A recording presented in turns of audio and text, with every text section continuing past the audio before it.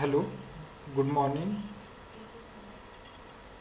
Today we are going to see the second topic of the paper 1, that is the history of American literature since 1900 to 1950.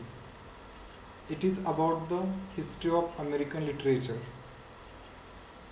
happenings of concerned times, scientific developments, changes of human psyche, man-woman relationship, economical, ecological changes,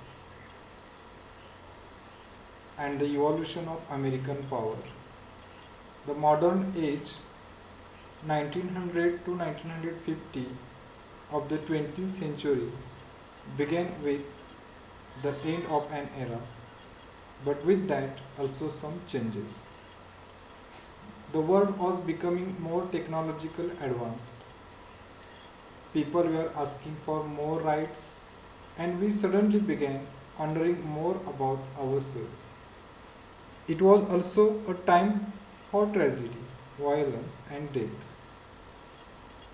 These moments were captured in time in one of the few mediums that withstand time, that is literature.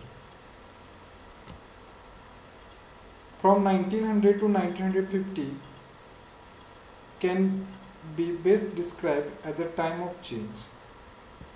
It is argued that no period of time changed more than those first 50 years of the last century.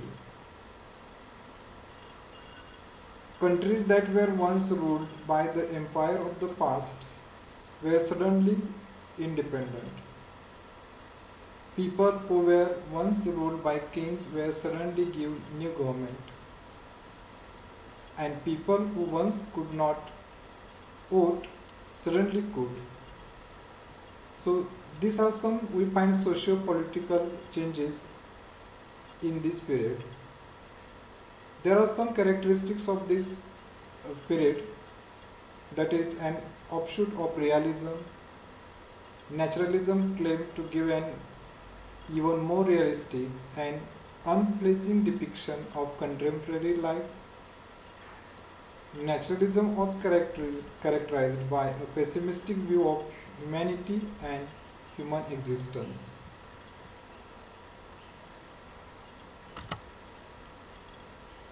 Now, important writers of this period. In this history of American literature, there are galaxy. If writers emerged during 1900 to 1950, some of them have written after the period as well, but those writings have not been discussed here. Here, writers of worth reading, including African American, have been discussed. For example, some novelists. Novelists of this are famous for portraying the naturalism, realism, gender issues, women empowerment, and so on. Today we are going to discuss one of the novelists, that is Ernest Hemingway. Ernest Hemingway's early short stories and his first novels, The Sun Also Rises and A Farewell to Arms, were full of existence, disillusionment of the lost generation. The Spanish Civil War led him to espouse the possibility of collective action to solve social problems. And his less effective novel, that is To Have and Have Not, and For Whom the Bell Tolls, embodied the new belief. He regained some of his form in The Old Man and the Sea and A Movable Feast, which published in 1964. Thank you.